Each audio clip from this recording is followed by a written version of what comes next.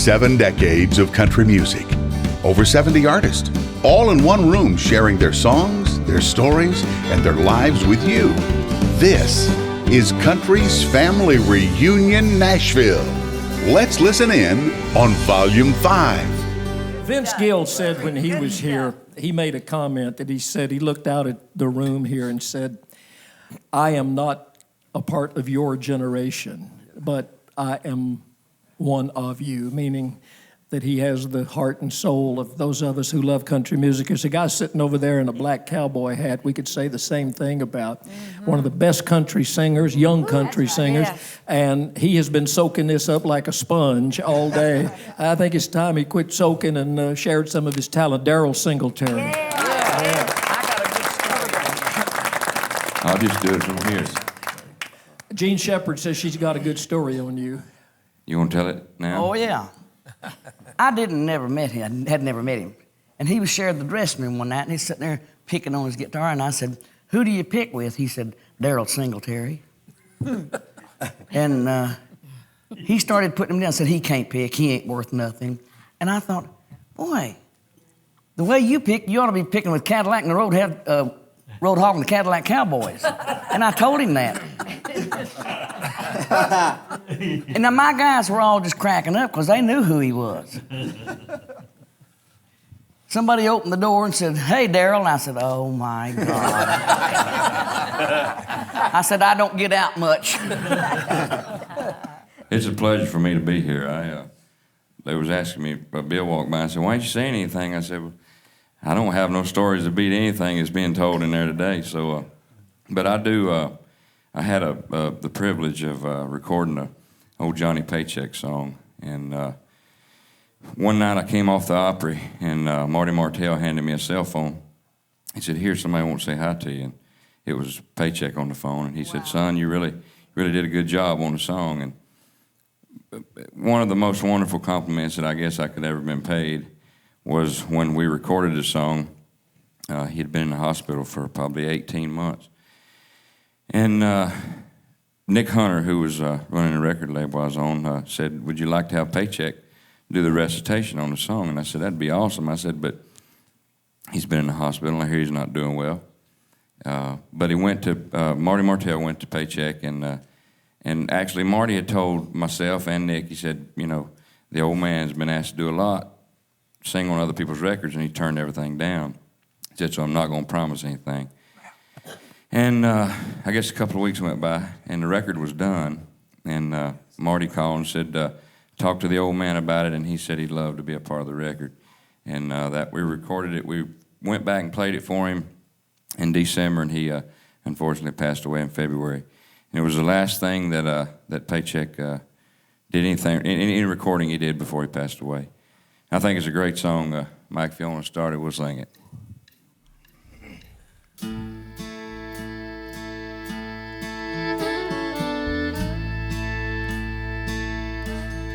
I can't recall one time in my life where I felt as lonely as I do tonight. I feel that I could lay down and get up no more. It's the damnedest feeling. I never felt it before.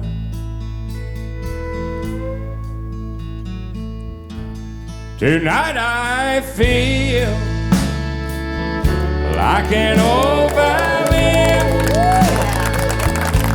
soon to be put away and never played again. Don't ask me why I feel like this, I can't say. I only wish this feeling would just go away. I guess it's 'cause the truth is the hardest thing I've ever faced. 'Cause you can't change the truth, in the slightest way, 'cause I've tried. So I ask myself, where do you go from here? And then like a fool I turned around and I looked in the mirror.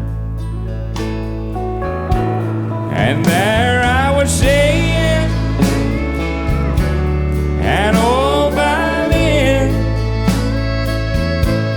soon to be put away and never played again. So one more time just to be sure, I asked myself, where in the world do you go from here? You know, there wasn't a nickel's worth of difference when I looked in the mirror. 'Cause there I was seeing an old violin, soon to be put away and never played again. And just like that it hit me. Why, me and that old violin, we were just alike. We'd give our all to country music, and soon we'll give our life.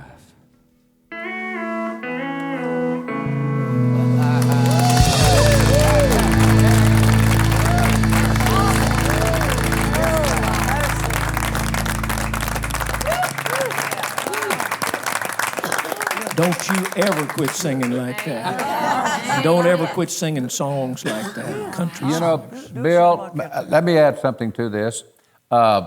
Recently, in fact, about 3 or 4 months ago, I had the pleasure of working a show with him. But he told me at the time he was thinking very seriously of quitting. And I said, oh, no, you can't do that. And you just you just emphasized the fact that with a voice like that and the feeling that he put in that song, he better never quit. Why would you even think about quitting? You know, it wasn't that I don't know if I was quitting. I think I mentioned I was going to move to Georgia. Yeah, well, where I'm originally that from. to me is quitting, And because Jim whenever had you leave figured I was Nashville. going to quit. You know what? I've been singing ever since I was knee-high to a grasshopper, as they say. And I love it. I mean, I know I'd do it if I didn't get paid for it. And it's just a passion. If you I stay sing in country music. there'll be times like that. Oh, I know it. I've seen them. But I love country music. I love traditional country music. I told someone a while ago, this is country music to me. I mean, I unfortunately don't listen to the radio very much because there's not any country music on the radio. Attaboy, unless Daryle. Bill Anderson's writing it. You can listen to XM. Yeah, and I do listen to XM, but I love country music, and again, I've been sitting over here taking all these stories in, and because of I've watched everybody sing, and I've grown up, and become friends with a lot of you, and it's a pleasure for me to be here. Man, you're one of us. Thank you for being Thank here. you for having me. Jan Howard wrote in her book, you had, the night that the new Opry House opened, you had to be the first person to sing after they introduced President Nixon. Right. After the President of the United States came on the stage, yo-yoed with Mr. Acuff, played the piano, you had to follow that. What did. was the line you said in your book? I wouldn't give this spot to the cleaners. Wouldn't give it spot to the... Following Daryle Singletary right now is about the same thing. You got that right. Are you sure that's necessary? We don't need to take a break? Are you serious? It says on the list that Jan Howard's going to sing next. You can do it, honey. Yeah. We Come on, believe in you. Jan. I chose this song for a special reason. When we were talking about Porter and doing some tributes, everything, Porter and I are both from the same hometown in West Plains, Missouri. And I was born there, and he was too. And I was thinking about that, and several years ago, this song was originally recorded by the Oak Ridge Boys. And then I was doing an album, and I heard their song, and I said, I have to do this song because of what it says and what it's about, the Ozarks. And the old saying, what is it? You can take the boy out of the country, you can't take the country out of the boy or the girl. And the Ozarks are still in my heart. I have a lot of great memories there, and I don't have family there anymore. But I have Jan Howard Expressway. Porter has Porter and Wagner Boulevard. I've been on it. And I remember Boxcar Willie called me one time. He says, I'm driving on Jan Howard Expressway. And Charlie said, he's been on it. I got a ticket on my own expressway. I really did. And but at one point, the Porter Wagner Boulevard, Jan Howard Expressway, they meet at this point. And my sister, who, when she was still living, she sent me a clipping out of the West Plains newspaper, the West Plains Quill, and it showed a terrible accident at that intersection. And it said people stopped to look at the signs or steal the signs or something, which was a compliment to us, but it caused more wrecks in West Plains than any other place in the town. So Porter said, I don't think we want to be known for that. And I said, no, don't. But anyway, I know Porter loved West Plains, and he loved the Ozarks, and he still has a sister that's living there, his oldest sister. So I thought I would do this song today, and hope I get through it. I remembered I haven't done it in a while. It's called Ozark Mountain Jubilee.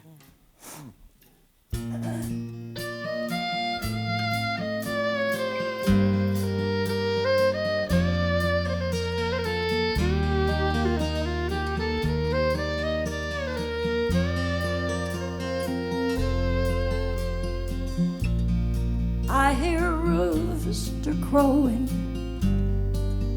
It's a frosty morning. I can almost see the sun. Going so fast I can't stop. It's just a stone's throw from Little Rock, heading for that Missouri line. Don't need a map to get there. You can get there from anywhere when you're going in your head.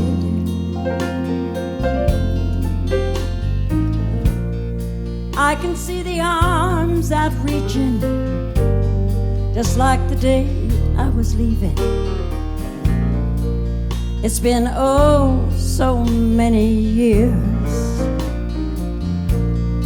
Let me get on that Frisco silver dollar line. Take my time and see all I can see. Fiddler, rosin up your bow.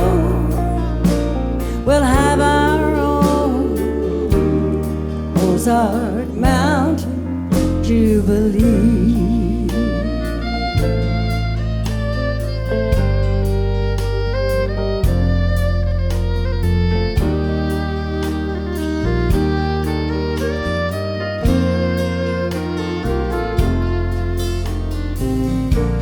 If I can't be a favorite son, I'll be the prodigal one.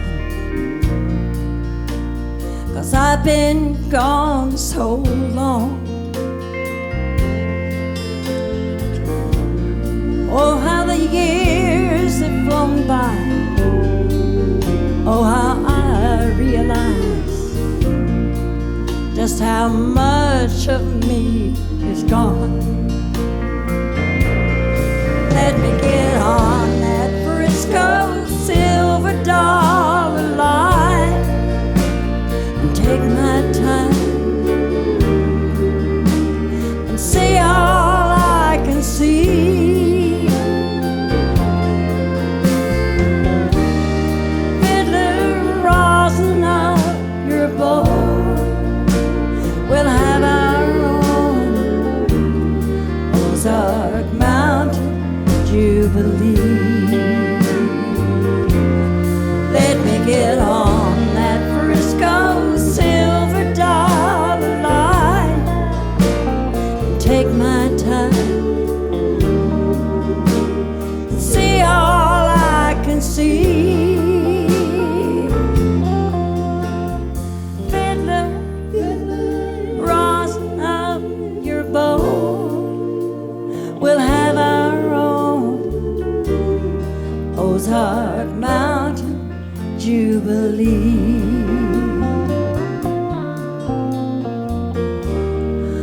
Ozark Mountain Jubilee.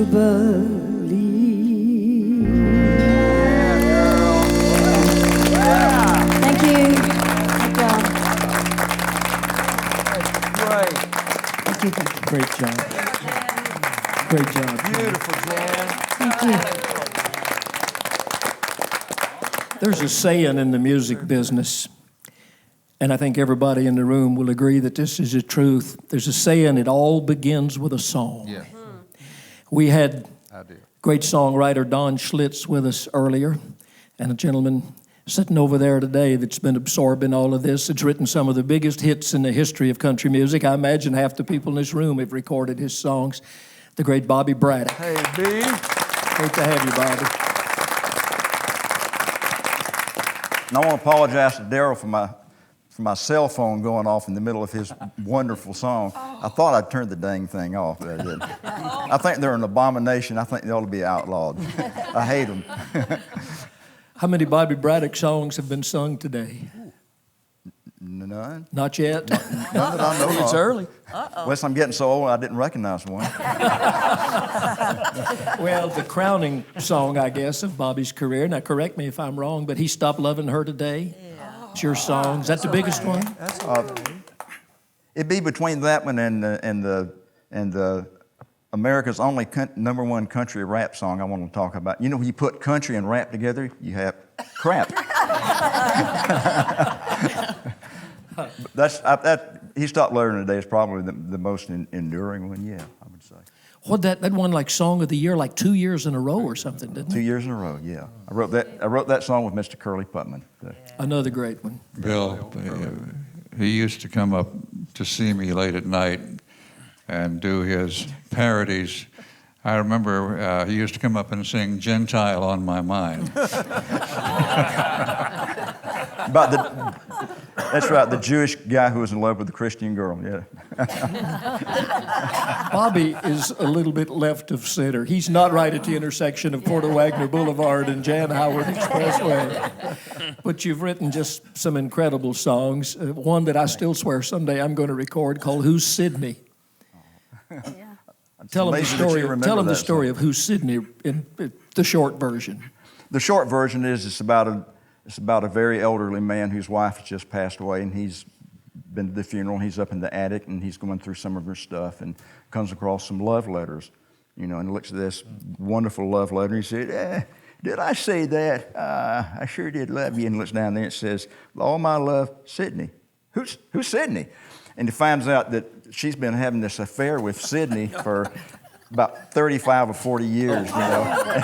And towards the end, she says, who the hell's Sydney? No, me burn in hell, you old biddy. You've written some threatened to books. cut it. In fact, I thought that you did cut it. Oh, if I did, they never did release it. But, I always thought that was a clever piece of writing. You've got a book out, and you're writing another book. Aren't you writing a book about the music business? Are you writing about all of us? I am now. The first one is like, I guess you call it a youth memoir. It's about growing up in a little redneck town in Florida. It's called Down in Auburndale. That was the local pronunciation of Auburndale. And it's about that and playing in 60s rock and roll band. And the one I'm working on now is about the music business, yeah. He's going to write about every one of us now. I'm very, very careful about that. If it gets too bad, I use a pseudonym. I change the name. Yeah. You write on the piano, don't you? I mean, I do. most writers in Nashville, Tennessee write on the guitar. You write on the piano. Could we get you to slide over to the piano? I was Marty Robbins' piano player when I first came to town. You were? Yeah. Wow. You got any good Marty stories from the road? One quick one. Marty, piano player Joe Babcock, quit the road. Joe, of course, good singer, and so Marty said, "Okay, can you sing too?" So I worked out with him. He said, "Okay, that sounds fine." He says, "So I would get up there and with the group with Don Winters and Bobby Sykes sing harmony." My only problem was when I'm with other people singing, if I don't hear this right, I have a tendency to go flat, you know. And so after about 3 or 4 months on the road with Marty, when it came time, he started to sing White Sport Coat, and everybody got up to sing with him, you know, and I got up there, and he turned to me and says, "Don't sing, ever."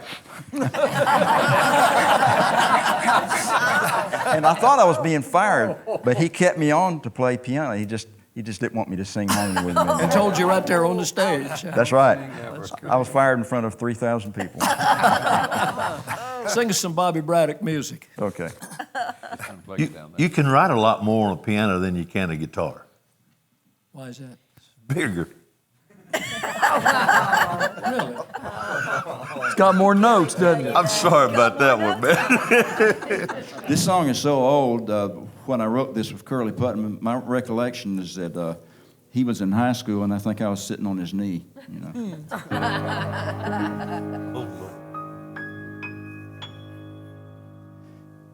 He said, "I love you till I die." She told him, "You'll forget in time." But as the years went by, she still preyed upon his mind. He kept her picture on the wall. Went half crazy now and then. He still loved her through it all, hoping she'd come back again. Found some letters by his bed, dated 1962. He had underlined in red every single "I love you." I went to see him just today. Oh, but I didn't see no tears, all dressed up to go away. First time I'd seen him smile in years. He stopped loving her today. They placed a wreath upon his door. Soon they'll carry him away. He stopped loving her today.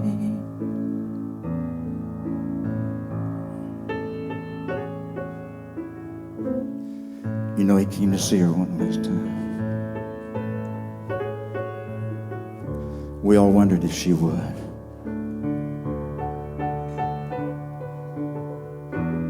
And you know, it kept running through my mind. This time, he's over her for good. He stopped loving her today. They placed a wreath upon his door. Soon they'll carry him away.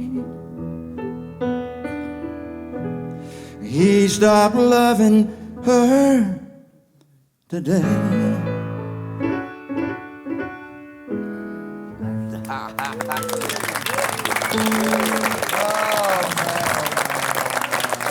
Stay there, Bob. Stay there.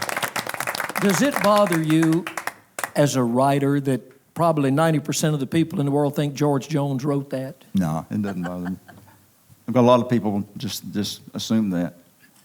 So if a singer's put so much heart into it and makes it so believable that people think that he wrote the song, then I think that's a compliment to us as songwriters too. So it doesn't bother me at all. I don't have a microphone, but a quick Oh, story. here. We got a mic. Let me have you borrow that, Ralph. George Jones, he's going through some tough times just before he found that song. And he was staying with my husband and I, and he lived with us a few months. And he came home so excited one night, and he opened up his trunk. He had this tape locked up in his trunk, and he said, "I want to show y'all something." Took us to his car, got the thing, and then went inside. I mean, very dramatic about it. And he said, "I have found the song that's going to start my career all over again." And he played it for us, and it was "He Stopped Loving Her Today," Bobby. Yeah, isn't that something? He had so much faith in that. He knew that had his name on it. When we wrote the song, I thought it was a pretty good song. I didn't think it was really a great song until Billy Sherrill played me what he had done with it with George Jones, and I think this is not to sound like false modesty, because I got a lot of songs I think are good. But honest to God, I think this is a case that the singer and the producer elevated it to just another level. Yeah. He won a Grammy with that song. I was standing backstage in New York City with George Jones. Looking for Love was up for a Grammy. He Stopped Loving Her Today, and I don't remember what else. And George won a Grammy that night with He Stopped Loving Her. It's a great song. Yes, it's a great song. What about the song that talks about kind of evolution of music and things, and you refer to Hank Williams in the song? It was a big hit, I think, for Tracy Lawrence. Oh, Time Marches On? Time Marches On. Do just a little bit of that for us. Okay. This is the man that wrote it. Sometimes you get a totally different feeling when you hear the writer sing the song. Tell me when to quit. When it's over.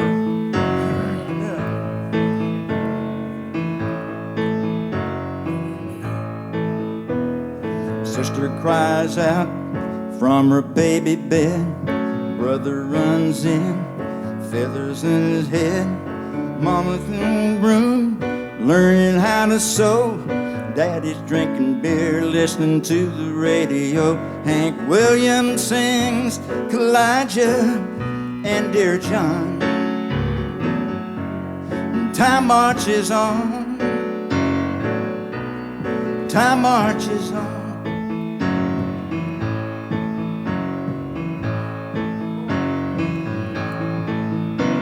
Sisters using rouge and clear complexion soap.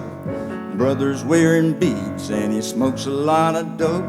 Mama's so depressed, barely makes a sound. Daddy's got a girlfriend in another town. Bob Dylan sings like a rolling stone. Time marches on. Time marches on.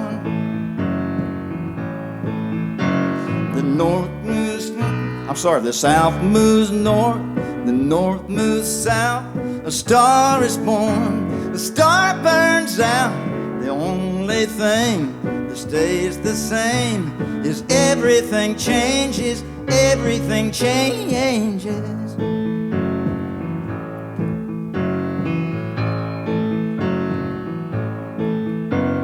Sister calls herself sexy grandma. Brother's on a diet for high cholesterol. Mama's out of touch with reality.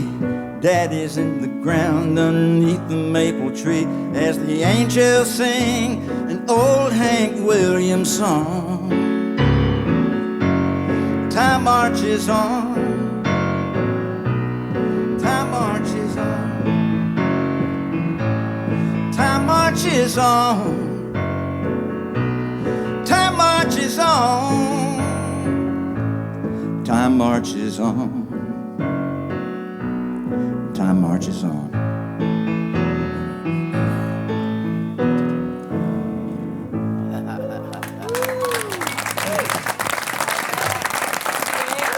Great job, Bobby.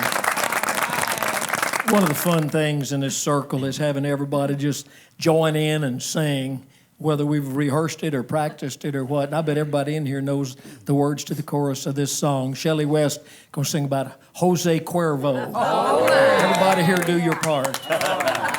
Please help me, okay?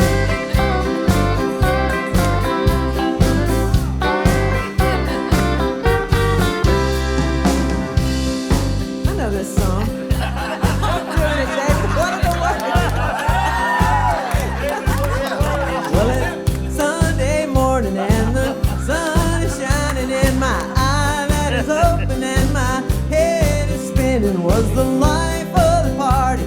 I can't stop grinning. I had too much tequila last night. Jose Cuervo, you are a friend of mine.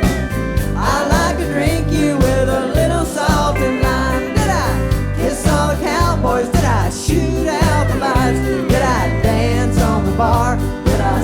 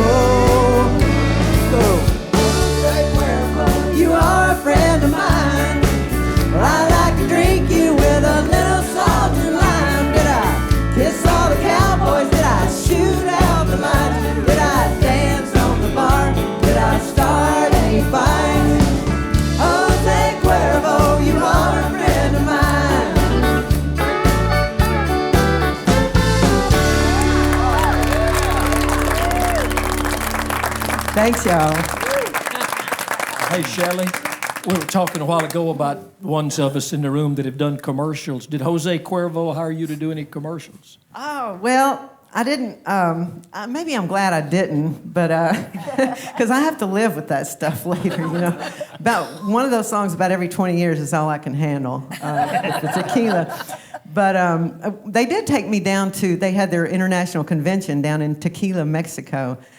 And they took me through the factory where there's huge vats of Jose Cuervo.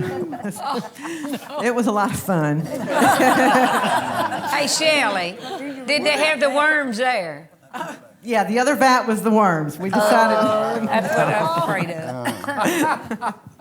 of. Crash Craddock had a big hit song that they made a big hit commercial, and I'm sitting here, my mind is blank.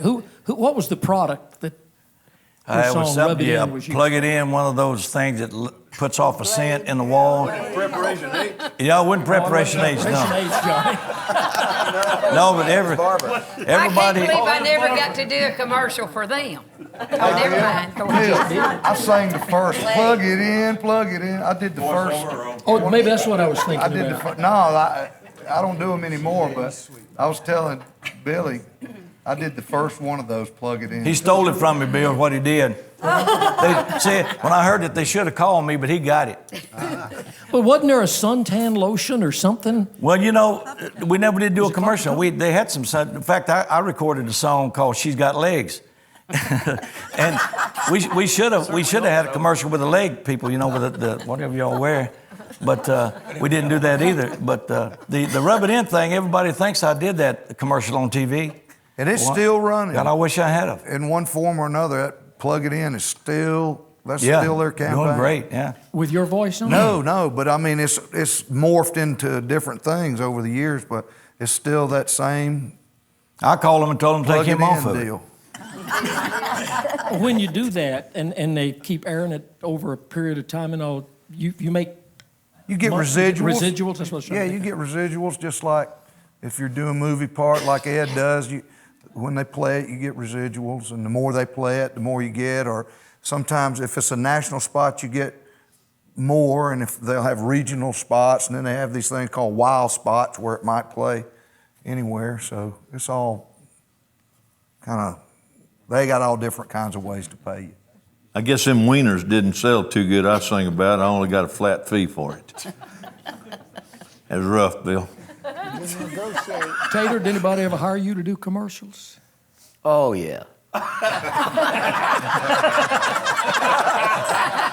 Well, what a stupid question. Tell me about it. Wasn't it tater tots?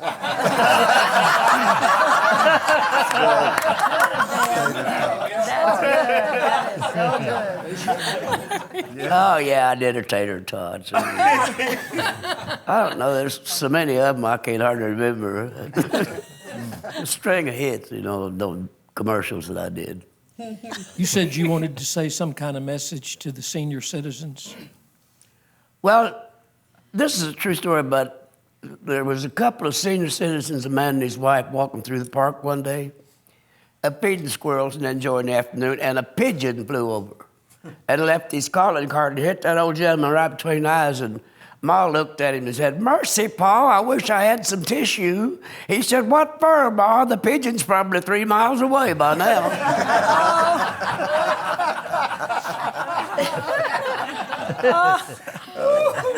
Once upon a time. This man. Once upon a time.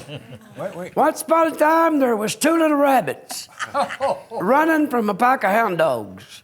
And they got up on the hill and they sat down to rest, waiting for the dogs to catch up. One little rabbit looked at the other and said, "Well, you think we ought to go ahead and outrun those dogs or hang around here a little while and outnumber them?" And the other one said, "You better run, idiot, we're brothers." Go ahead, Bill. You know, and Minnie Pearl was like this, and this I intend this as a great compliment, and I think you'll all agree. It don't matter how many times we've heard some of these stories, timing and the way that this man tells his stories. We work together. Y'all have heard of that act, Big and Rich, It's real popular. We go out and work together as Little and Poe. I've heard every joke, and I laugh just as hard the next time as I did the time before. You are incredible. Thank you, sir. 87 years young. A national treasure. You got that right, John. Bill, Mickey wanted to say something. Can you hear me? Yeah. Can you hear me now? You're doing a commercial. That's not like a commercial, doesn't it? We had a commercial with Schlitz Beer, and Johnny cost us a commercial. Oh, no. Johnny Lee did. We was touring the place down there in, what was it at, Johnny? Tampa, wasn't it? Or Milwaukee, man. No, it wasn't Milwaukee. we were down in Florida. And Johnny was going through there, and he was naming off. I was naming off different things. I said, look at that. There's a dishwasher over here, and there's this over here. And No. I better not tell that. No, you don't need to tell that one at all. Go ahead, John. No. It gets a little dirty at the end, so I'll just leave it off. But anyway, he cost us a big commercial. We was doing a commercial for Schlitz Beer. And it cost us we had all those executives walking around with us. You're going to cost us a TV show. This is hilarious. I don't think you want to hear this punchline. I'll tell you after we're off the air. Yeah. Bill, I wrote one. I was in Vegas about 2 years ago, and I kept seeing this little lady go back and forth to the slot machine, and then she'd go back and forth between the slot machine and the ATM. So I wrote a song, and I'm going to try to get it to the folks at Visa. The song says, the only machine that paid off in Vegas was my Visa ATM. I tried all of the slots in all the hot spots, and the pickings was mighty slim. I thought the roulette wheel would be a better deal with a friendly-looking feller named Jim. But the only machine that paid off in Vegas was the Visa ATM. That would be great. If they don't do that... Got a deal there. Hey, you know all those commercial people. You sing it, I wrote it, and it's a deal. Crash, how about rubbing it in? We've been All talking right. about it. It's about time. He's going to go up there and rub it in and not rub it in behind me, isn't he? Before I do this song, I want to, Bill, first of all, thank you, Larry Black, for inviting me down here to do this taping with you guys, because I've been a country music fan since I was a kid. I used to do all the Jimmy Dickens songs when I was a kid. My brother would pay me a little bit of money if I knew all the words to them. And look at that here. I'm in awe because I'm a fan of all you guys. You got history right here in this room, and I don't usually get nervous, but damn, I ain't nervous here. It's great to be here with you guys, and I want to thank you for having me, and Mr. Black for having me down here. And I've enjoyed taping with all you guys, all you entertainers too. I'm not a member of the Opry, but this is about the closest I've ever been, and buddy, I'm taking every bit of it in. Okay? You ready for that? Lie beside me on the sand. Put some lotion in your hair. Come on and make me feel nice. Kiss me once or twice. Say you love me again. And rub it in like this. Rub it in. I feel a tingle begin. You getting under my skin. Rub it in. Let's ease it down one time now. I need a little bit of help on this, Bill. Test me. Not you, Johnny. I want you to rub a little bit right here. Oh, baby. Larry, eat your heart out, son. That's all I tell you, baby. Oh, yeah. Where's your husband, Lynn? He's back at the hotel, baby. Put me some right. Now sit down, darling. Right here. Don't down there, right there you go. Really? Don't get bashful on me, lady. Turn your radio on and find a slow grooving song. Baby, whisper in my ear, say the things I want to hear. Make me know your love is strong. And rub it in, up and down, all around. Rub it in. I feel the tingle begin, you getting under my skin. Rub it in. Put a little on my nose. Put a little on my toes. Put it on my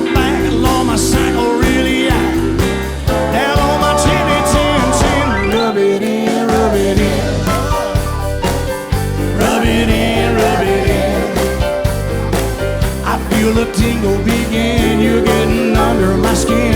Rub it in, rub it in.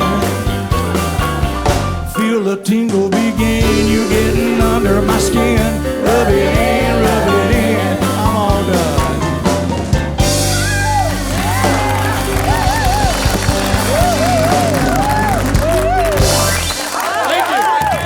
Thank you, Lynn. That's the first time I've ever seen your face red. That is the hat. How come you didn't rub it in on all the rest of these women? They was all waiting for you to come. Sharon back here was. I was blushing. standing there I saying, wasn't waiting for you. Waiting on Jim Case. That's good.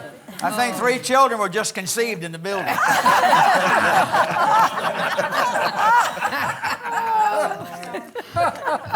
Do any of you writers in the room, is that the only time the word sacroiliac has ever been used in a song? I've never heard it before. So that was it. Poison Ivy. Sacroiliac. Poison Ivy's got it. Oh, does it? Yeah. Oh, is it in that song? Yeah, I guess you're right. Sacroiliac. I thought that was a body part. I think it's great that Crash came all the way from North Carolina to be here. And so many of you have come in from out of town. Lacy J. Dalton hadn't been to Nashville in a long, long time, and it is wonderful to see the girl that put 16th Avenue on the map. Now, you live where? I live far, far away. Another galaxy? Well, I have always lived in sort of a parallel reality, as you know. But I live now up in the mountains above Reno, Nevada, near the little old western town that's just like it always was up there called Virginia City. I'm about 25 minutes from the Reno airport, and there are wild horses in my yard every day. It's just a wonderful free place to live. The hawks fly and the golden eagles and the wild horses are there. And I have a foundation for wild horses called Let 'Em Run, and we're working on about a 100,000 acre sanctuary for those horses, and we have been for about 8 years. We just had a huge breakthrough, Bill. The Tahoe Reno Industrial, which is the largest industrial park in the world and has all these 70,000 undevelopable acres, let us put our first 55 horses out on their property. So we're hoping there'll be 5,500 more. You've kind of changed your musical direction a little bit. You're kind of off in what we call Americana. Talk about that a little bit. Well, there you go with that parallel reality thing. It's kind of country, but it's not. And 16th Avenue, which is a song that I recorded in here in Nashville, is actually more of an Americana type song than it is a country song, even though you guys voted it one of the 100 best country songs ever a while back. Tom Schuyler, my fellow waterhead from Pennsylvania. Seeley too. We're all waterheads from Pennsylvania. But we I knew that about her. well, that means you can't really take us anywhere. But Schuyler wrote that song, and he said if I'm a really good girl, someday he'll show me his invoices of what he's earned on it. But every time I ride, I don't know if the rest of you are this way, every time I ride down 16th Avenue, I start singing that song. It just comes out. I guess most of you have been around long enough to remember when it really was 16th Avenue and not Music Square East or West or whatever it was. Well, there's still part of it down at the other end that's still 16th Avenue. Oh, I didn't know that. We wrote a parody. I heard that. Of 16th Avenue. Can they hear you? I'll just do a little bit. So Here. it's one-way streets. Used to be one-way streets. Let me see if I remember. Bruce Birch and Verla Thompson and I, we didn't have anything to do that day, apparently. We were trying to write a real song. And so when I first moved to town, I was hanging out in these bars trying to meet all these record people and writers and all. So a waitress came up to me, and I asked her how to get somewhere, and she said, blah, blah, blah. I said, you mean over there on Demon Brewing? And it's Demembering, and she said, you ain't been here long, have you? So we did this about this guy coming to town. At the corner of Demon Brewing, down by the Hall of Fame, he sat there rubbernecking, waiting for the light to change. He never even knew it. Lord, he didn't ever know I mean, he never knew that it ain't right to make a left on 16th Avenue.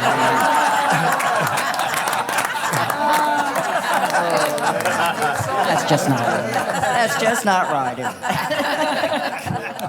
is it? Well, could we get the original from the lady that had the big hit record on it? You came all the way from Reno. Got to sing it. Thank you. I'd be proud to sing it. I never thought I would ever sing it to such an incredible group of people. I've had the best time here. It's so good to see y'all, and I don't get to see you very often. And in some cases, that's a good thing. I don't mean it, T-Gram. You know you make it every time I see you. Well, we've worked out on the road a couple of times together lately, and she's awesome. Yes, she is. Sweet, too.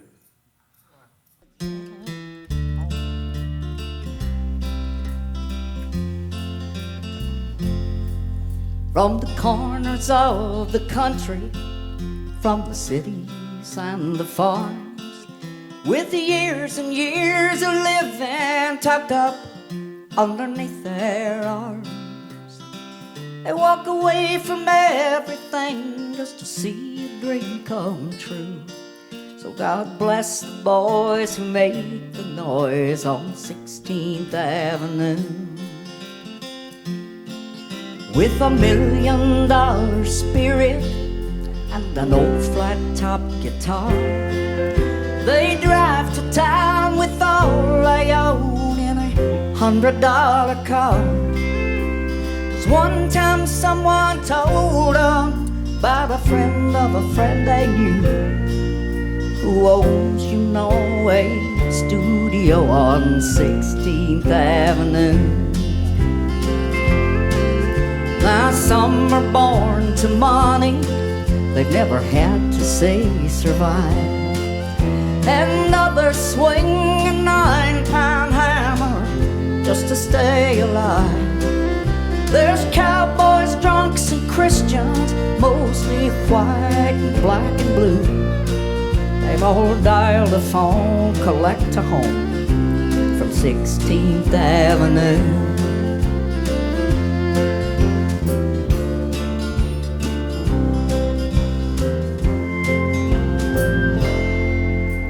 But then one night in some empty room where no curtains ever hung, like a miracle, some golden words rolled off of someone's tongue. And after years of being nothing, they're all looking right at you. And then for a while you go in style on 16th Avenue. Oh, it looks so uneventful, so quiet and discreet. But a lot of lives were changed down on that little one-way street, as they walk away from everything just to see a dream come true.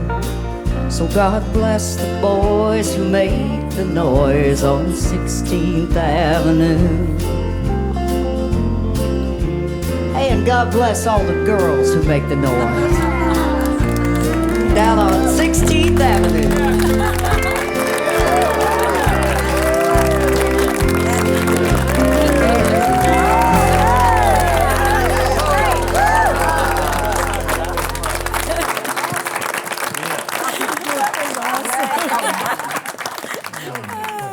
Jeannie Seeley, what did you say during Well, I was just listening to those lyrics again and thinking, and the line that just about brought me out of my seat was this: and for a while you go in style on 16th Avenue. We all have that little period, don't we?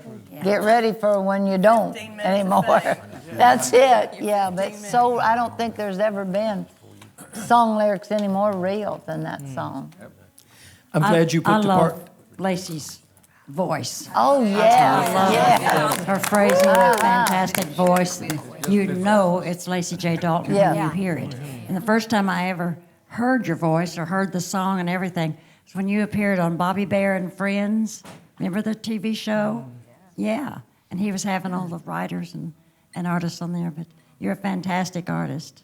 Thank you so much, Jan. You can overdub everything but the heart. That's right. You can't overdub the heart. You can't overdub the passion that sings like that. No offense, fellas. I'm awful glad you put the line on there on the end, and the girls, because there's a lot of girls writing hit songs these days on 16th Avenue. Do you know, I was uncomfortable, Bill, when I first heard the song because it didn't say anything about women. And I was talking to some friends, and they said, well, put it in. You know, just put it in. Add it on the end. And I thought, that is the right thing to do. And I'm so glad I've done it because women everywhere really appreciate it. I think and there are some women in this room that I just admire beyond belief. Every one of you. It's so great to be with you. Sweet.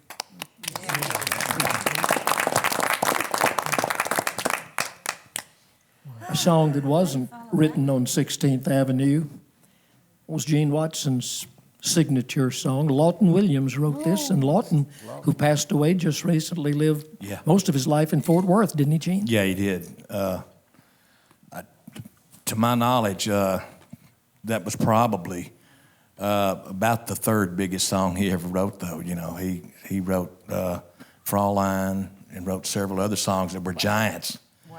And I picked this one up. Actually, the first time I ever heard this song, and you being a DJ, you might remember it. First time I ever heard it, it was being sung by Waylon Jennings on a Camden album, RCA Camden album. And I just loved the song, and I never forgot it. I was real young when I heard it, but and then after I recorded it, well, I found out it had been recorded by a lot of people. I think Lawton himself cut it one time early I don't remember, but yeah, I mean, everybody knows about my medical problem I went through with for a while, and I was so thrilled that Lawton came and was with us at one of the fundraisers and everything, and he presented me with his BMI award for that song. Oh, wow. And that's something that I've got so many mementos, and I look around the setting here, you know, and I don't think there's anybody in this room that I haven't learned a little bit from, you know. And I just worked just a few weeks ago with my great friend, Mr. Jimmy Dickens over there, and boy, you talk about a humbling experience. All I wanted to do was do my show and get off. Yeah, following him's like trying to follow a bulldozer with a spoon. Can't be done. But you know, there's so many people in this room that have contributed to my career, and you yourself. I've recorded several of your songs, and it's just you know, without the song you can't record it. But it's like Larry said, you know, you can't edit in the emotion, the feeling, you know. You just can't do that. You got to sing it, and the song's got to be there. And Lacy J's song, such a fantastic song, pretty much sums it up for so many people that came to Nashville looking for that dream, you know, chasing that dream. And I was one of the fortunate ones. I wasn't chasing a dream. I was just having fun, you know, and my dream found me, and I've just tried to stick with it. Let's write Larry, that. Let's you know write that. That's a good idea Let's right write there. that right now. Does somebody got some paper? Everybody in the room is aware of the thing they use today. You're talking about singing from the heart. And they use a thing called Pro Tools, where they can take it, and if you don't sing it just right, they can make it sound like you did. I was in the studio the other day, and they were playing the thing back, and this old boy was singing. He listened. He said, "That's the best I never sounded." Oh, that's great. But when you sing from your heart, like Lacy J and Gene, you don't need that. You got to stand up to hit that high note on the end of this. I think I'll get over there close to the band because it kind of, maybe I can fade back into the track in case I don't hit it. Like you need. Listen at Moe Bandy laugh. You're going to be up here in a minute, son. I'm going to tell you how much I like that hat. I'm real thankful for this song, and you folks just kill me. I mean, keep your fingers crossed. I'm going to try my best. If I can get the boys going, this is what keeps it going for me.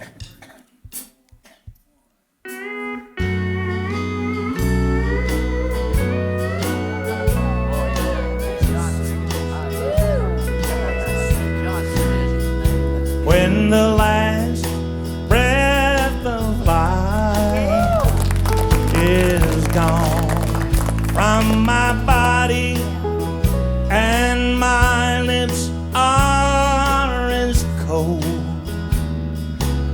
see. When my friends gather round for my farewell party, won't you pretend you love me? There'll be flowers from those who cry when I go and leave you in this world alone. I know you'll have fun at my farewell party. I know you'll be glad when I'm gone. Play the steel, son.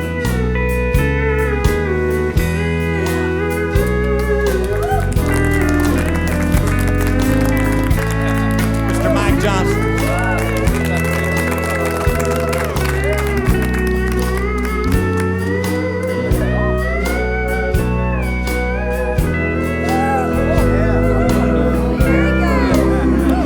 Don't be mad at me for wanting to keep you till my life on this old world is through.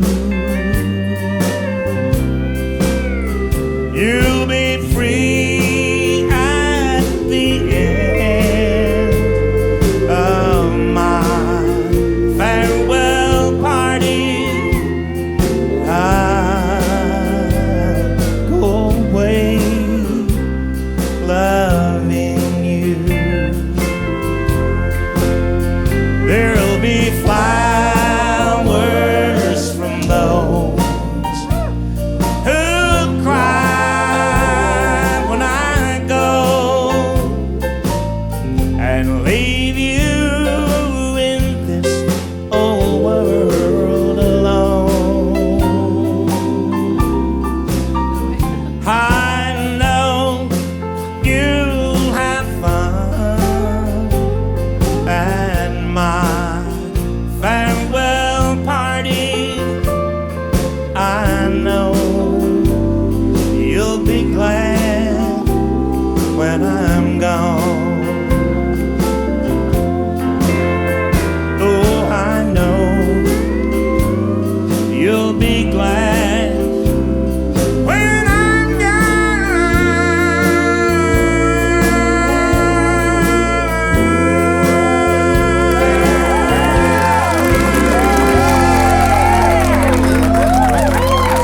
Thank you.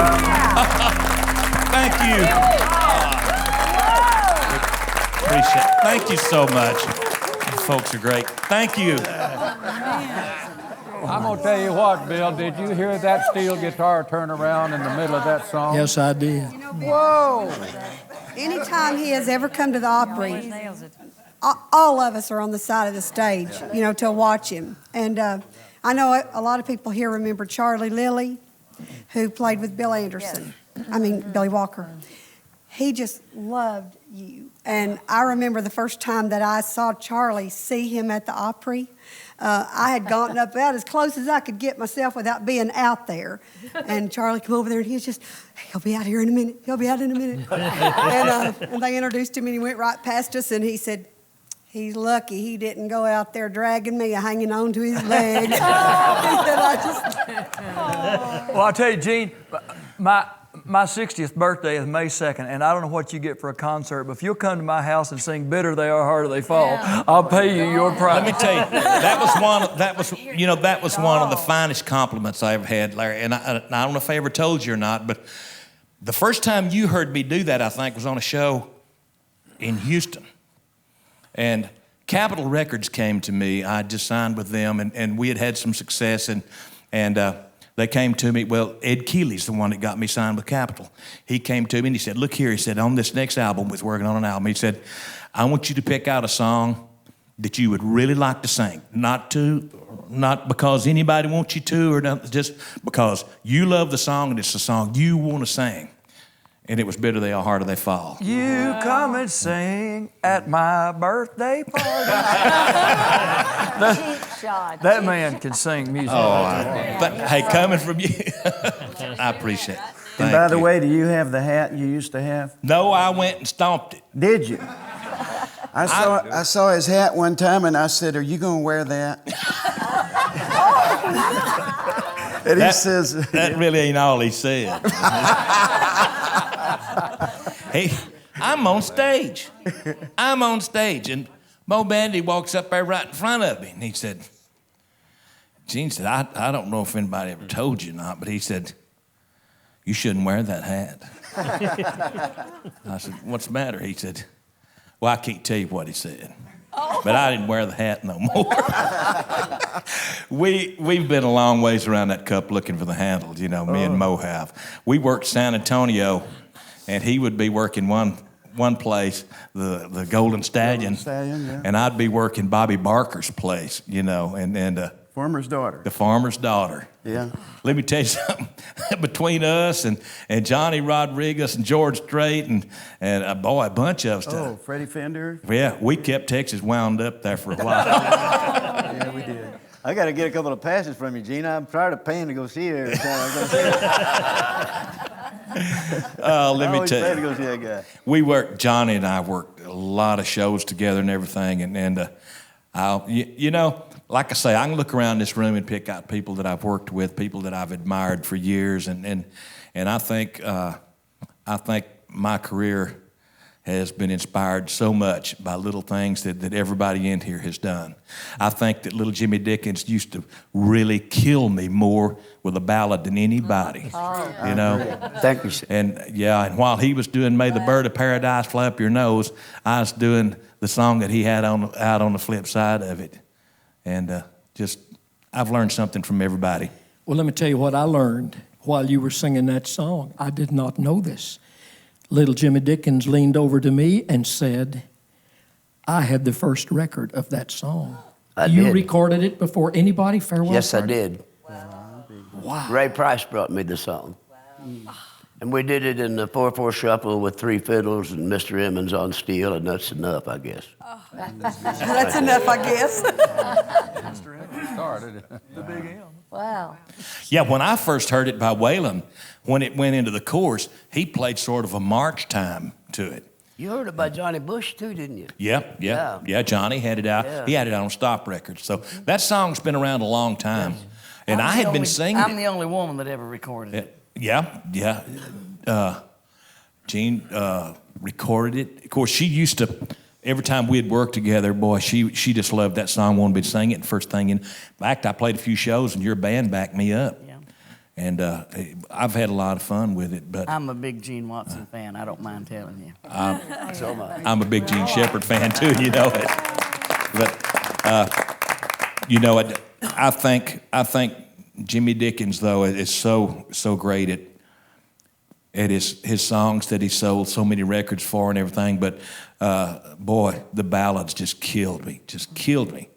And everybody in here, I love everybody. I've worked so many shows, with David and Shelly and of course Moe and everybody. Me and Crash worked so many shows together.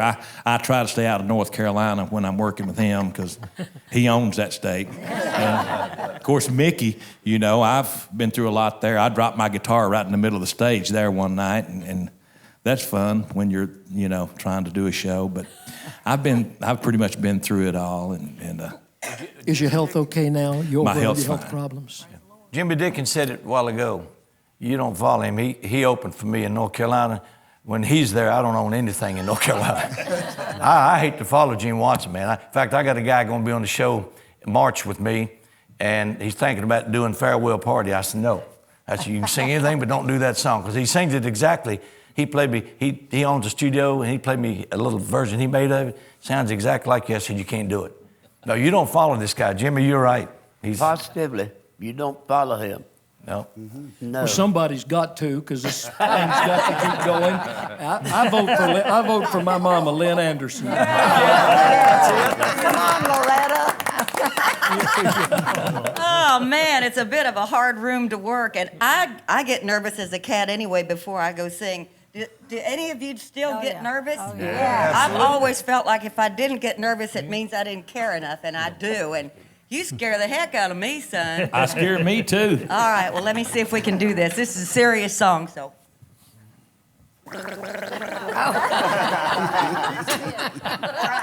Love the intro. Old song. Good intro. This was number 1 in 1950, and it was not by me then.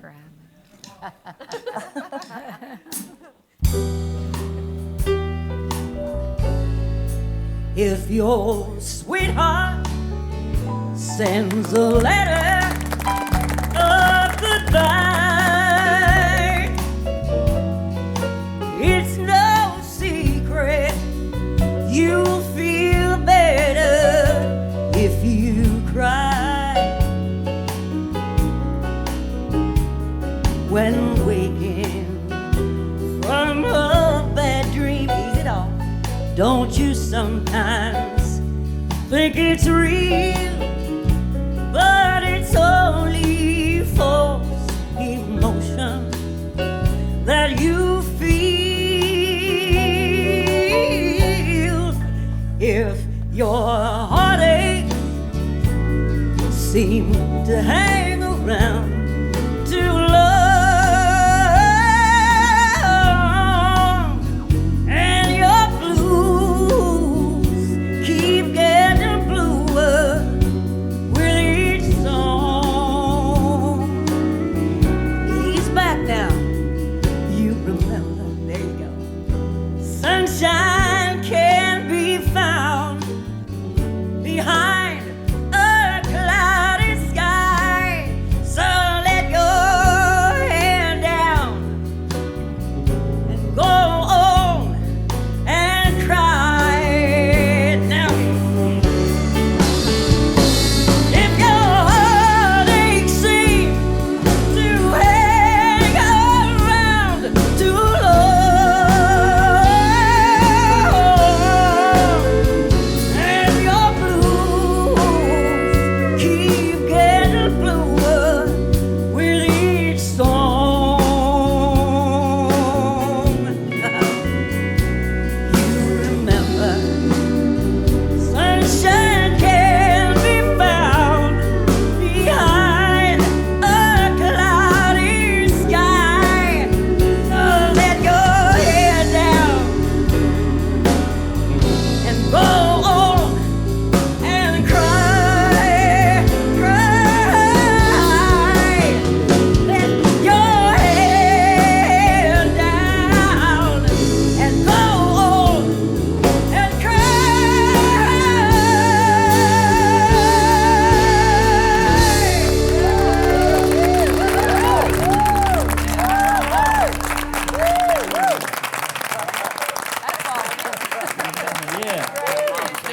You followed it. You followed it. Don't hold back, Lena. That's why I worry before I go out there. That's great. That's power. How would Lawrence Welk have introduced that? And now here's our lovely little country singer. You'll take it away, Lynn Anderson. Yeah, sure. Did you ever That's a tell long the time story? ago. Did you ever tell the story in public, all these people in here, about the time that he was performing, or you, the troupe, was performing for the high potentate of the shrine, and how he introduced him? He called him a high, he's the totem pole.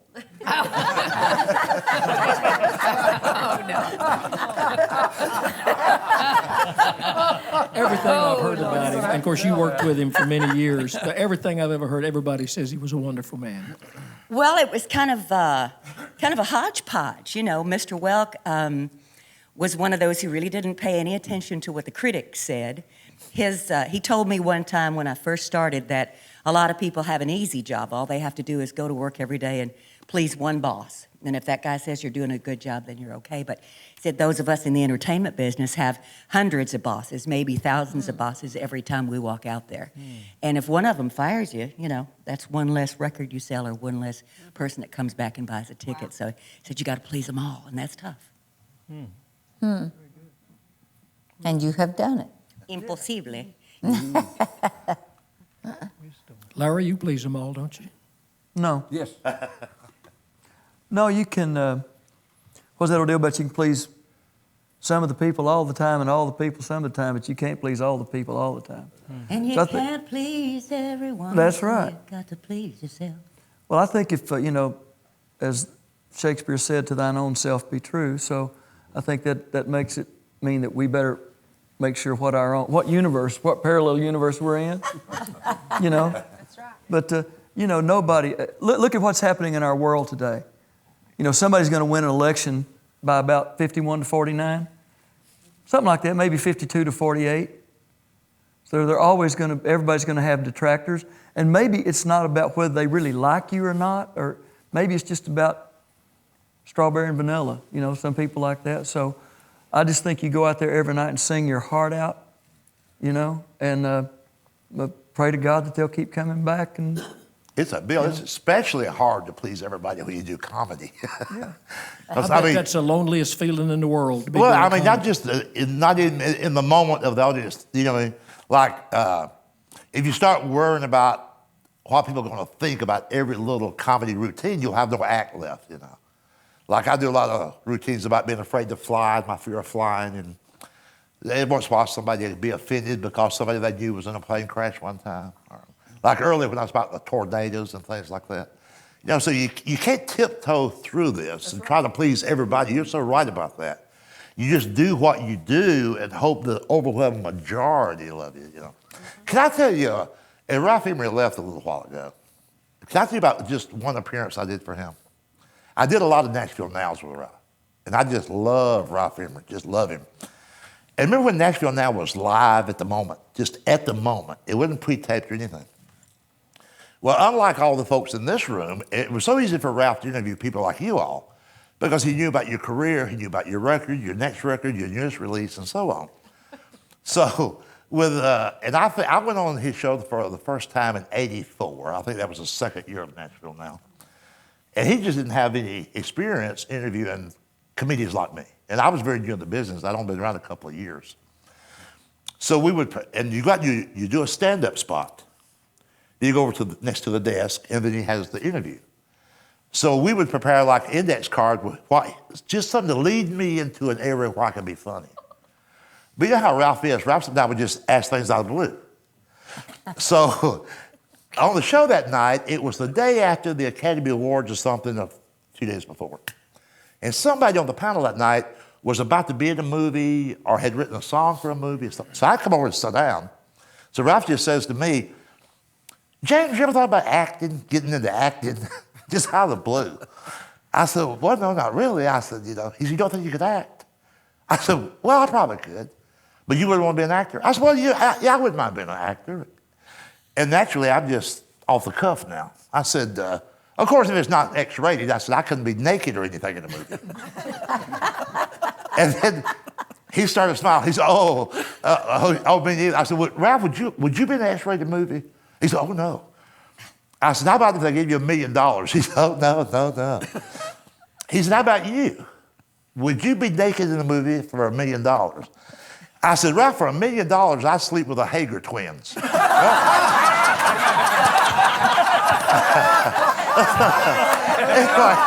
right. So,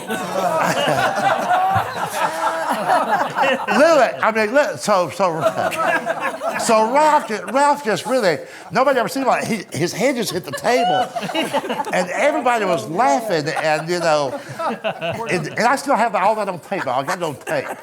I wish I had the rights to it so I could sell it somewhere. So anyway, we go to a commercial, and remember Killer that worked with Ralph so many years? Oh, yeah. He come running over to me. He said, you better get out of here. The Hager twins just called, and they're on the way over here. So with $1 million. But, so anyway, But I tell you about Ralph Emery, though. I did Nashville now probably 35, 40 times. You know, and when I worked Nashville and do the little comedy club here, about every other trip I make, Ralph and his family is there. And Ralph Emery, I just love Ralph Emery. I tell people, I say, he's my best straight man I ever had. You know what I mean? Because Ralph will give you time. He'll give you time. He won't step on your lines, and he'll, I just love him. He's been good to me, and I had a lot of fun with Ralph on Nashville over the years. You know, so, yeah. He won't let you worm around if he asks you something. No, he'll give his answer. That's right. Because you can worm around and answer everything around it that you want to, and when you get through, he'll say, now. And he'll ask you. I remember when I was doing the Ralph Emery show, and I came on the show, and he says, what do you do before show to get ready? And I said, I don't know. Well, they had mic'd me in my bus. I went to the bathroom. And he says, what do you do before you go? And I said, I don't know. And finally it hit me. What happened? I said, I didn't know I did that. I wonder why Ralph never asked me if I'd do an X-rated movie. I'm kind of upset. Well, I don't think he planned to ask that. He just asked it. The subject that night was somebody was in a movie role or something, and so I guess he was just trying to. I don't know, but it just worked out. It worked out good for me. You know, because, well, would it take $1 million? I'd rather do that than sleep with the Hager twins.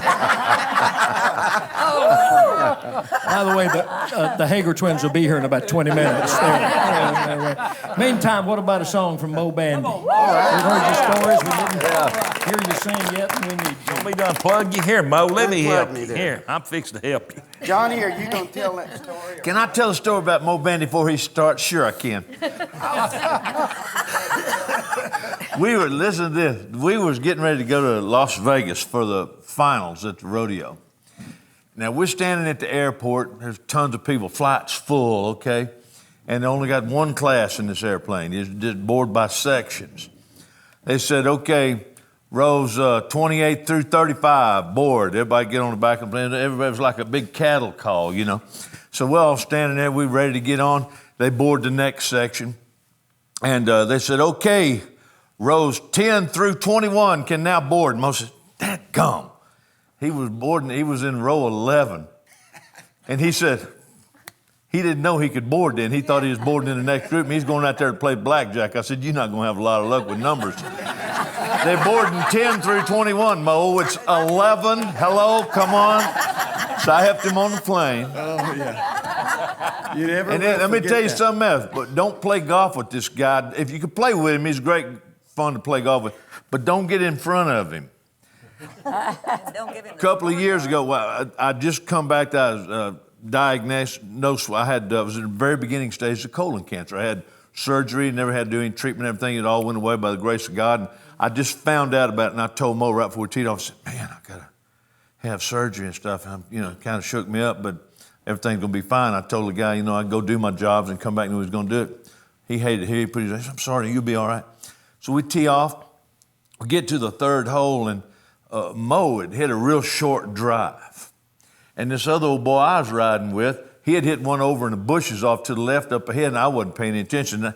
So I'm riding with this guy, and I'm sitting in the golf cart about like this, and I didn't want to get out and go over and look for that guy's ball in the bushes. Let him find himself. I'm just sitting there like that. And Mo was back about 50, 60 yards behind me. He had hit a real short drive, and he got a 3-wood out, and he's going to try to knock it on the green from where he was at. He ain't never hit one that long in his life anyway. He hit a 3-wood about this high. And I'm up like this, and whap, right between my shoulder blades. Let me tell you, it knocked me down. And Mo come running up there. He just found out, I was ill. So he come right, he felt terrible, he come running. And I was trying to work my way back up. It started hurting out here and was working its way back through me. Mo come run up there and put his right, and when I could talk, I got up and I said, "Is that all you got?" And I had a bruise between my shoulder blades that said Titleist 4 with the biggest dimples you ever seen in your life for about 6 weeks, man. Oh, I knew you was going to tell that. I'm going to tell one real quick here. The other day I was in Branson. I stopped, it was in the morning, and I stopped to get some gas. And guy come up and he says, boy, he says, I love your records, man. He said, I'm a big fan. He says, I've got all your albums, your CDs, your 8 tracks, everything. And he said, I'm really a big fan. And he said, your show is just great. And I thought, well, what a way to start today, you know? His wife come out, she said, who is that? And he said, Mickey Gilley.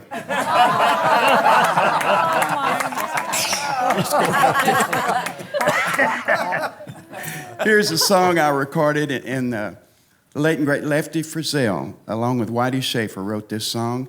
And they called me about 3 o'clock in the morning, and Whitey was holding the phone, and Lefty sang it to me, and I couldn't wait to get to Nashville to record it. And it's because I'd had a rodeo background, but we'd like to do Bandy the Rodeo Clown.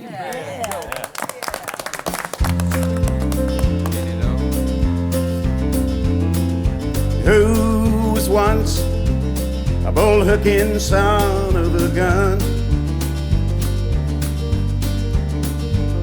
Now who keeps a pint hid out behind shoe number 1? Johnny Lee does.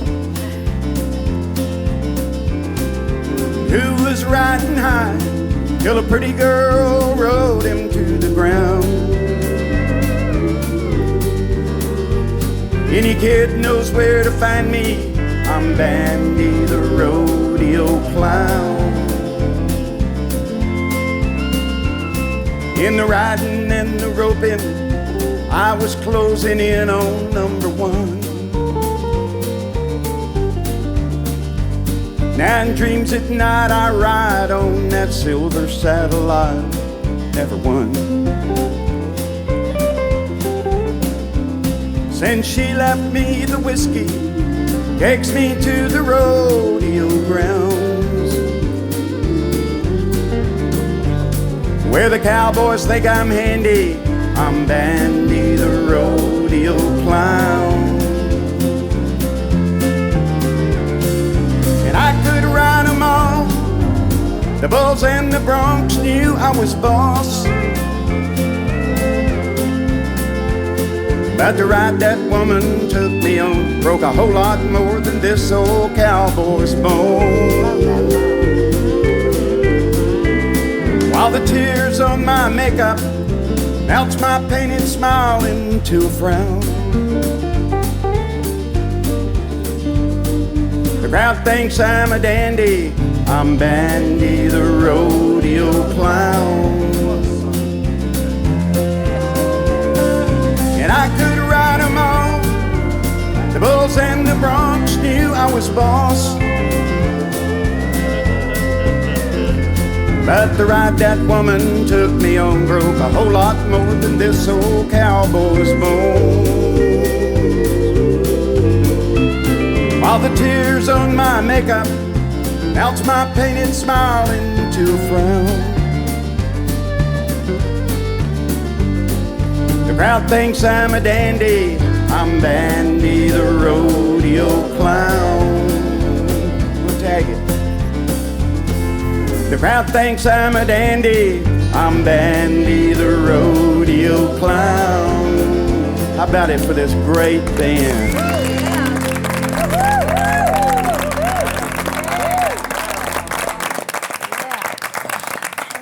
Great job, Moe. You know what, Bill? Another time we was playing golf, he was driving the golf cart. And I told him, oh, don't drive up here. That sign says no golf carts. Well, he started to drive off, but got caught between the curb and he got it high centered, you know. He couldn't get off. The cart was stuck there. And I'm riding with him in the cart. So I get out and Moe's got his foot on the gas. I wasn't quite sure how far down until he finally did get some traction. When I rolled that thing off, I had on a pair of brand new golf shoes, man. White. I guarantee it was 12,000 RPMs. Because when that golf cart finally got it off center, it come across, left a perfect tread mark right across the top of my foot. we can't play golf together. I gotta like suit up when I play golf with him, you know. We played just a month ago, and there was a guy out there, and he's a little inebriated, maybe. He was drunk, yeah. And he come up going 90 miles an hour and run in the back of us. Well, that's because I'm driving the golf cart this time, and we're driving. Moe's looking on these little bushes. He said, "You think are them peaches or apples or something?" And so I slowed down. I stick my head out like an ostrich too. Moe's looking, I'm looking. Boom! Right in the back. So I've got whiplash, a broke foot, a bruised back, and then he was chipping around the golf course, chipped up and hit me in the butt with a ball. Yeah. So but when the other golf cart hit us, Johnny looked at me like, "Well," and I said, "I didn't hit us, man." Well, were they peaches or apples? They were peaches. No, they were persimmons. They were persimmons. Yeah. But so we just can't play golf There's anymore. some nice peaches you got there, boy. Mo, you know that song you just sang? Yeah. I don't know whether you remember one. You was playing Dance Town USA in Houston one night. Oh yeah, I'm in the dance stand. And we were playing there too. And of course, I had all them songs out with that left-handed piano and everything. Well, Mo had just gotten him a new piano player. And I kept thinking what he's going to do when he gets to Bandy, you know. And that guy came down and was talking to Joe Eddie, my piano player. Mm-hmm. Man, he said, "You think you can hit me out a little bit with this?" He said, "I ain't ever going to be able to play that." But that was one of them deals that you just hired him, and I don't know who he was. Yeah. But Well, you remember who did the licks on those was Pig Robbins. Oh, yeah. And he did the piano licks on Bandy the Rodeo Clown, and also on your song. Yeah. Several years. Oh, yeah, 14 Karat, No Reason I Forget. A lot of them, yeah. Yes. Oh, yeah. And the great Pig Robbins and just a signature licks for those songs, you know. Yeah. He's great. Seeley, we know you're funny because you've been funny ever since we've been here. You've always got a bubbling personality and something to add. There's another great singer right there that can flat sing a ballad. On one of these family reunion visits, you just clowned around a little bit with "Don't Touch Me," which is your signature song. You didn't do it like all the way through, or you just did a little part of it.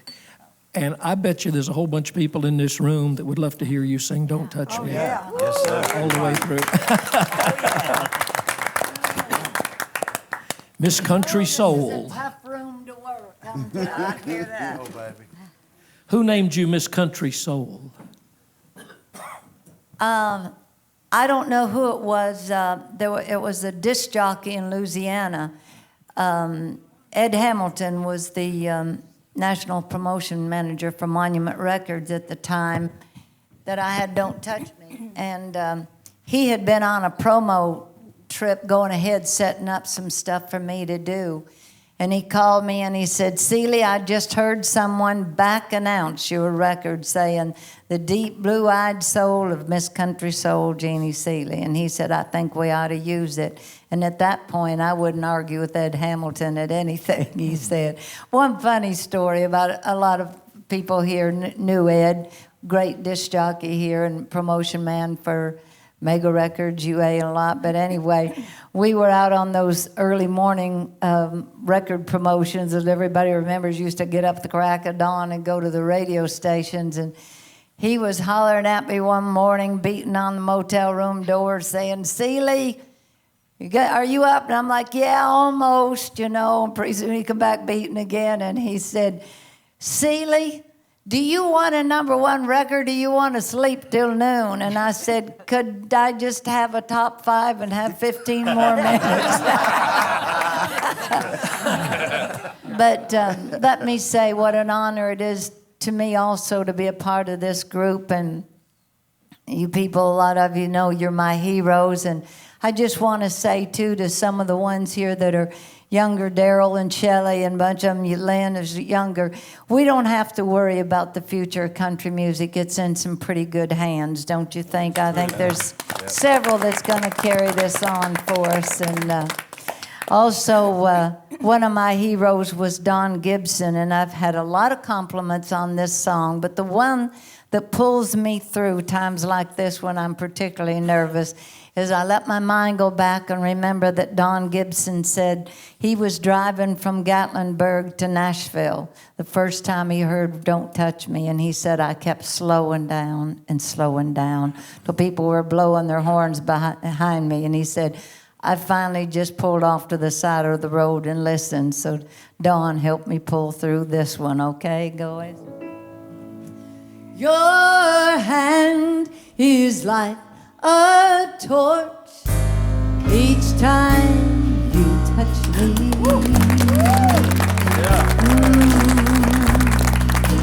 The look in your eyes pulls me apart. Don't open the door to heaven if I can come in. Don't touch me if you don't love me, sweetheart. Your kiss is like a drink when I'm thirsty. Oh, and I'm thirsty for you with all my heart. But don't love me, then act as though we've never kissed. Don't touch me if you don't love me, sweetheart.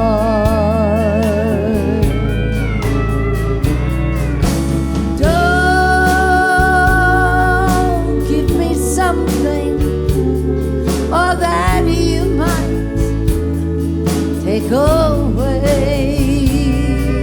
to have you, or then lose you.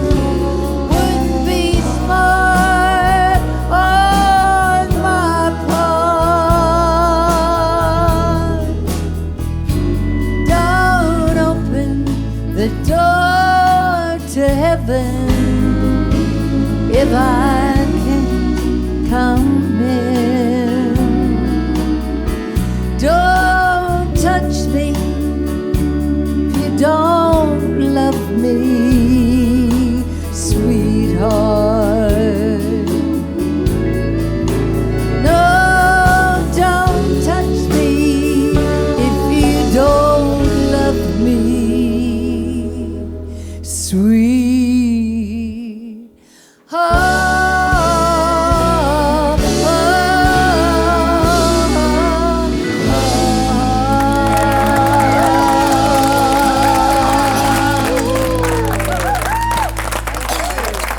Thank you, guys and girls.